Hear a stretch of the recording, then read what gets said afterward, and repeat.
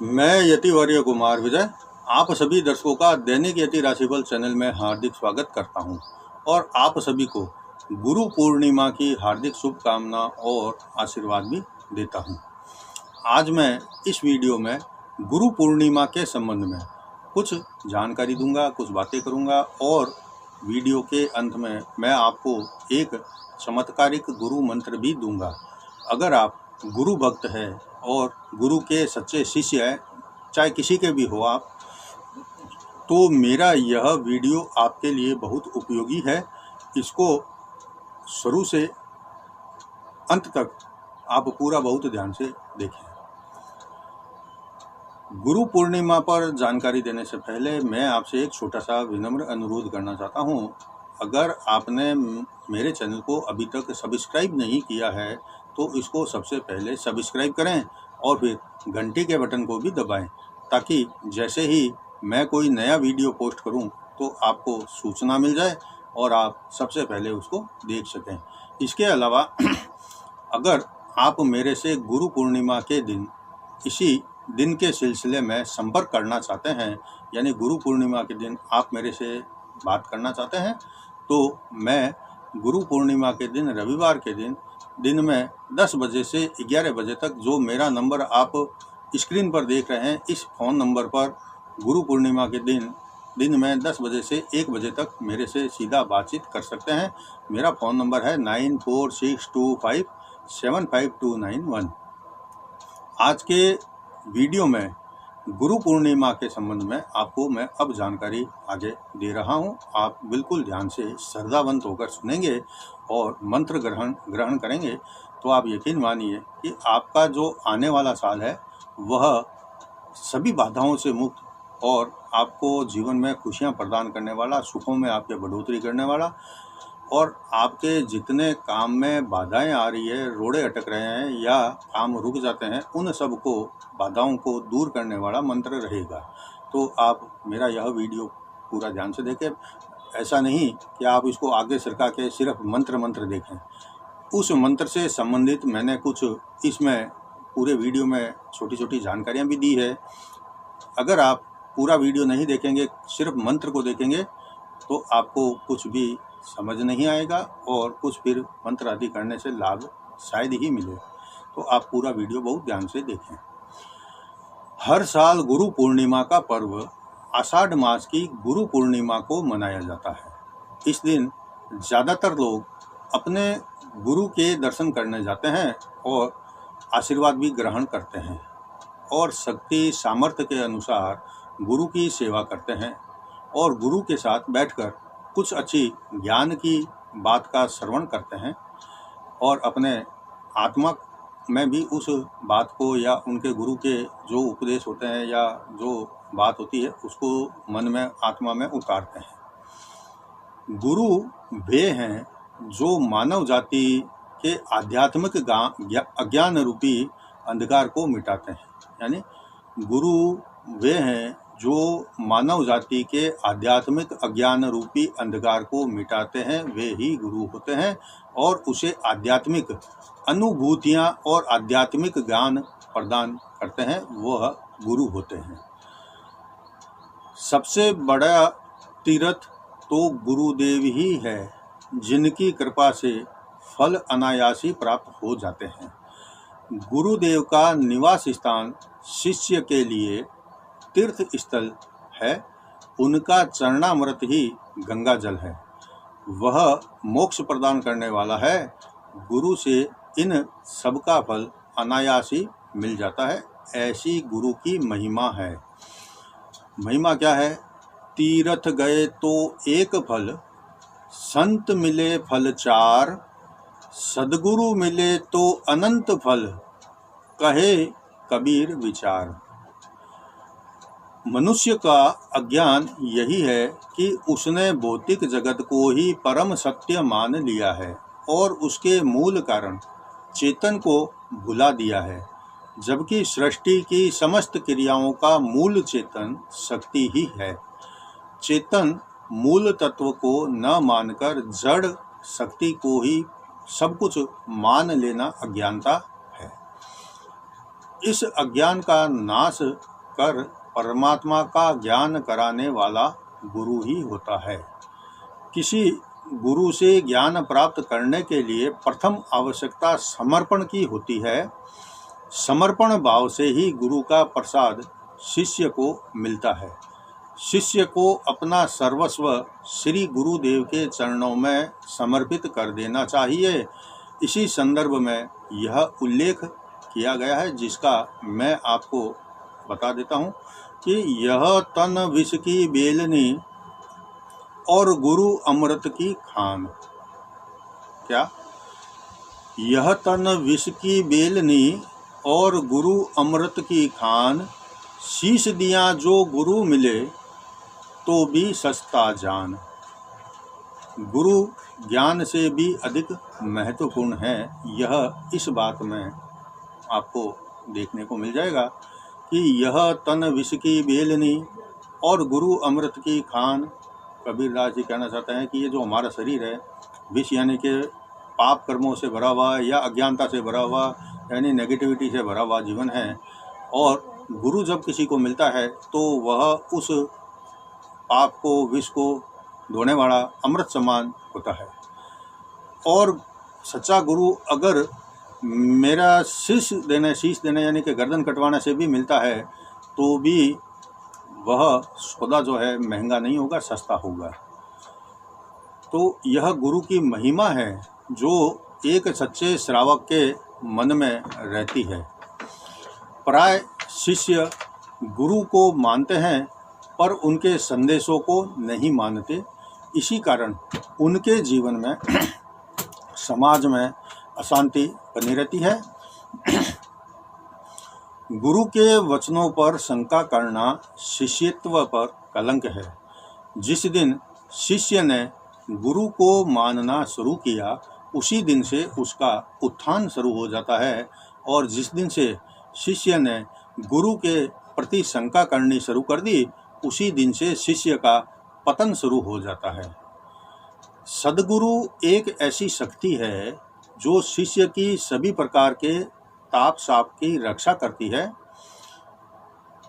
शरणगत शिष्य के देविक भौतिक कष्टों को दूर करने एवं उसे बैकुंठ धाम में पहुंचाने का दायित्व गुरु का होता है। आनंद अनुभूति का एक विषय है।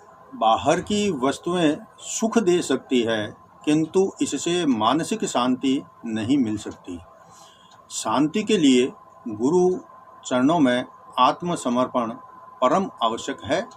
गुरु की सेवा करने से जो आनंद की प्राप्ति होती है वह शब्दों में बयान नहीं की जा सकती।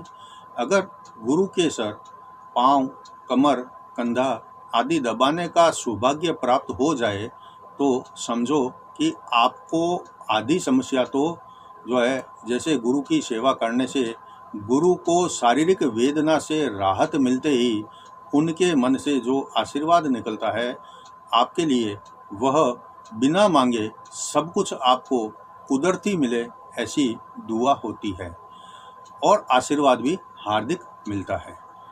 सदैव गुरु का ध्यान करने से जीव शिव स्वरूप को पा लेता है या शिव स्वरूप हो जाता है।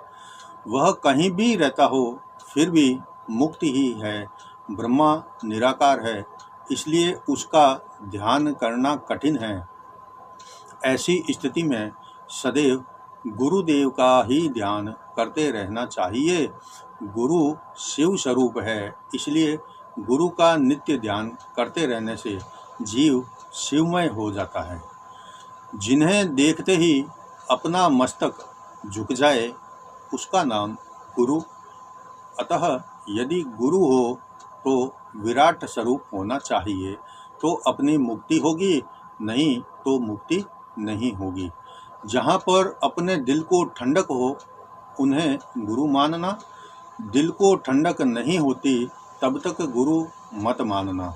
इसलिए हमने क्या कहा है कि यदि गुरु बनाओ तो आँखों में समाये वैसे को मानना, वैसे मानना। यति भगवंतों की गौरवमय परंपरा में हमें तब पता चलता है जब यति संप्रदाय में एक मंत्र देखने को मिलता है जो महातपस्वी यति भगवंतों से संबंधित गुरु मंत्र है। अब अगर स्वयं आप वह मंत्र अंगीकार करेंगे या ग्रहण करेंगे तो साधनात्मक जीवन तो सिद्धमय हो जाएंगे आप, और अंततः मोक्ष भी संभव है। आज यहाँ पर एक ऐसा मंत्र मैं दे रहा हूँ जिसके माध्यम से स्वयं इष्टदेव स्वप्न में आकर साधक को गुरु दीक्षा प्रदान करते हुए साधक को अपना शिष्य बना लेते हैं। इस साधना में आवश्यकता है धैर्य की, क्योंकि कथित समय पर साधक को सफलता न मिले तो साधक को साधना तब तक करनी चाहिए या तब तक करते रहना चाहिए जब तक वह सफल न हो जाए। यह जो साधना है वह बहुत ज़्यादा मुश्किल नहीं है, बहुत ज़्यादा कठिन नहीं है, लेकिन अगर कुछ जो समय निर्धारित है इसका उसमें सफलता नहीं मिले तो हिम्मत नहीं हारना है। यह आपकी एक परीक्षा की घड़ी है कि आप या तो हिम्मत हारकर यह साधना छोड़ दो और पहले जैसे जीवन जियो, और अगर आप उस परीक्षा में सफल होते हैं तो जीवन में आपको सब कुछ प्राप्ति होगी। यह साधना आषाढ़ मास शुक्ल पक्ष की प्रतिपदा तिथि से प्रातः शुरू करें। मंत्र जाप रुद्राक्ष माला से करना है आपको। वस्त्र आसन का रंग सफ़ेद या पीला भी हो सकता है या ले सकते हैं आप। दिशा पूर्व दिशा में आप मुंह करके बैठें या ईशान दिशा में आप मुंह करके साधना करें। तो साधना के समय मंत्रदाता गुरु के चित्र को आप अपने सामने स्थापित करें। इस साधना को पूरा करने के लिए नीचे दिए गए मतलब जो मैं बताने वाला हूं आपको, वह मंत्र की सुबह पहले पहर में 21 माला, दोपहर में 11 माला और फिर रात को या शाम के बाद में सूर्यास्त के बाद में सोने से पहले कभी भी 11 माला, यानी कि मैं अगर आपको यह कहूँ कि रात को 11 बजे के बाद में जो 11 माला करनी है वह आप करें। मध्य रात्रि को वापस आपको 21 माला करनी है वह भी करें। पाठ पर गुरु की तस्वीर आप सफ़ेद कपड़े पर स्थापित कर लें। गुलाब की पंखुड़ियों पर आप आसन देकर उनको स्थापित करें। जल से भरे लोटा जो है वह साथ रखें। सुबह घर में बना ताज़ा भोजन आप निकालें और भोग लगाकर गाय को भी खिला दें। धूप है, दीप है, खुशबूदार अगरबत्ती है, हरिदर्शन धूप है, जब समय में जलता रहना चाहिए। जितने आप माला करते हैं वो तब तक धूप दीप अगरबत्ती प्रकट रहना चाहिए। फूलों की सजावट करके गुरु के चित्र को बहुत प्रेम पूर्वक ध्यान से देखें ताकि गुरु की जो मूर्त है वह मन मंदिर में समा जाए। बाद में ही मंत्र जाप गुरु का स्मरण करके मन ही मन में उनसे आज्ञा लेकर शुरू करना चाहिए और आंखें बंद करके गुरु का ध्यान रखते हुए जाप करें। मन को इधर उधर भटकने न दें। पहले मन को शांत करें और फिर आप जाप करें। जाप आपको किस मंत्र का करना है यह मंत्र मैं आपको बता देता हूँ। आप अगर मेरे से यह गुरु मंत्र ग्रहण करना चाहते हैं तो आप मेरे साथ साथ में यह मंत्र का उच्चारण करें। मैं मंत्र को 3 बार पढ़ूंगा, बोलूँगा। आप मेरे साथ साथ इस मंत्र का उच्चारण करें और मेरे से ग्रहण करें और फिर आप जैसा मैंने विधि बताया है उसके अनुसार आप यह जाप शुरू करें तो आपको मानसिक शांति, आत्मिक शांति और मोक्ष की प्राप्ति तक भी संभव हो सकती है। मंत्र इस प्रकार से है। ओम सिद्ध यति गुरु, यहाँ आप अपना कोई भी गुरु हो उनका नाम ले सकते हैं। मम मंत्र सिद्धि, वर सिद्धि, वचन सिद्धि, अमृत सिद्धि, सुदर्शन सिद्धि, बल सिद्धि, सदा व्रत सिद्ध, गुरु व्रत सिद्धि, प्रदाय प्रदायः। ओम गुरुवे नमः। ओम सिद्ध गुरु यति भगवन। मम मंत्र सिद्धि, वर सिद्धि, वचन सिद्धि, अमृत सिद्धि, सुदर्शन सिद्धि, बल सिद्धि, सदा व्रत सिद्धि, गुरु व्रत सिद्धि, प्रदाय प्रदाय ओम गुरुवे नमः। ओम सिद्धियति गुरु भगवान मम मंत्र सिद्धि वर सिद्धि वचन सिद्धि अमृत सिद्धि सुदर्शन सिद्धि बल सिद्धि सदा व्रत सिद्धि गुरु व्रत सिद्धि प्रदाय प्रदाय ओम गुरुवे नमः। यह जो मंत्र मैंने आपको अभी दिया है, इस मंत्र के अंदर आपको सर्व प्रकार की सिद्धि मांगी गई है। इस मंत्र के माध्यम से कोई भी वर यानी कि जो भी गुरु या देवता किसी को देते हैं, तथास्तु जैसे देवता बोलते हैं, और वो काम सिद्ध हो जाता है। इस प्रकार के आपको वरदान की सिद्धि प्राप्त हो जाए, यह मांगा गया है। इसके बाद में वचन सिद्धि, यानी कि आप जो बोलेंगे वह सत्य बोलेंगे, और जो सत्य बोलेंगे तो वह हमेशा भविष्य में भी सत्य ही सिद्ध होगा। यह वचन सिद्धि मांगी गई है। अमृत सिद्धि, यानी अमृत का जो प्रभाव है वह खुशबू है, या हर तरफ आनंद ही आनंद है, यानी हर जो पॉजिटिव चीज़ है वह अमृत मानी गई है। तो आपको जीवन में समस्याओं से मुक्ति मिले। सुदर्शन सिद्धि, आपकी यश प्रतिष्ठा कीर्ति में वृद्धि हो। बल सिद्धि, यानी कि बल से मतलब ताकत से वो जो पहलवानी करते हैं वो नहीं, बल यानी कि आपके अंदर आत्मिक बल ऐसी हो कि आप कठिन से कठिन काम को, साधना को और को आप पूरा कर सकते हैं। इस मंत्र को भी आप अगर हिम्मत नहीं हारे और जब तक सिद्ध ना हो जाए तब तक आप अगर करते रहेंगे तो यह बल सिद्धि होती है। सदाव्रत यानी कि जो भोजन है वह लोगों में बांटना करना। सदाव्रत यानी कि हर किसी को जब साधना का काल होता है तो दान दक्षिणा करना चाहिए। अन्न का दान श्रेष्ठ दान माना गया है। भूखे को भोजन करवाना चाहिए। सदाव्रत इसी को कहते हैं कि आप जो है साधना काल में भूखों को भोजन कराएं, गाय कुत्तों रोटी पशु पक्षियों आप सबका ध्यान रखो, तो यह सदाव्रत सिद्धि आपको मिलेगी। आपको मंत्र सिद्धि होने के कारण या मंत्र के जाप करते रहने के कारण इस प्रकार की कमियों का एहसास नहीं होगा। यह आपका अक्षय भंडार भरा रहेगा। गुरु व्रत सिद्धि प्रदाय प्रदाय। गुरु व्रत क्या है? गुरु के प्रति मैं सदैव विनम्र रहूं, गुरु का सम्मान करूं, गुरु के प्रति मैं अपने आप को समर्पित रखूं, गुरु के आदेशों की पालना करूं, गुरु की आज्ञा का पालन करूं, गुरु के आज्ञा के अंदर रहूं, या फिर गुरु हमेशा मेरे पिता तुल्य, देव तुल्य, गुरु मित्र समान आदि, यानी कि गुरु से संबंधित जितने आपके संबंध है वह हमेशा बने रहे और आप हमेशा गुरु भक्त बने रहें।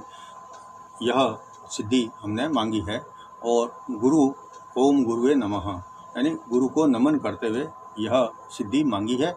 अगर आपका यह मंत्र सिद्ध करने में आप सफल हो जाते हैं तो फिर आपको जीवन में देखेंगे कि आपका जो जीवन है वह सफल हो जाता है। मंत्र के शुरू में जहाँ मैंने खाली जगह दी है, यानी कि बोला है यति गुरु भगवान, तो इसमें आप अपने किसी भी गुरु का नाम ले सकते हैं, क्योंकि यह जो मंत्र है यह हमारे यति संप्रदाय के साधु संतों का एक विशेष मंत्र है। इसलिए इस मंत्र में शुरू में सिद्ध यति गुरु का नाम लिखा जाता है। जैसे कि मैं अपने गुरु का नाम लेकर इसको सिद्ध किया, जैसे मेरे गुरु का नाम श्री शांति विजय जी महाराज साहब है, तो ओम सिद्धि यति गुरु श्री शांति गुरुदेव मम मंत्र सिद्धि वर सिद्धि वचन सिद्धि आदि ऐसा बोलकर मैंने इसको सिद्ध किया। इस मंत्र को पहले आप लगातार 27 दिनों तक दिन में 2 बार सुबह शाम 10-10 माला का जाप करके करें, और फिर रोज़ाना नियमित रूप से आप 2 माला करें। मंत्र आसान सा है, कुछ ज़्यादा साधना या परेशानी में आपको नहीं करनी पड़ेगी। बहुत साधारण चीज़ है। 1-2 बार आप 10 बार इस मंत्र को पढ़ेंगे, कंठस्थ हो जाएगा, फिर आप इसको करें। मैं आप सभी के लिए कल्याण की कामना करता हूँ। आप सभी को जीवन में सफलता मिले, और मैं आपको पुनः आज गुरु पूर्णिमा के शुभ पर्व की हार्दिक शुभकामना देता हूं और आशीर्वाद देता हूं। अगले वीडियो में मैं कोई नई जानकारी के साथ में आपके सामने उपस्थित होऊंगा। तब तक जय जिनेंद्र।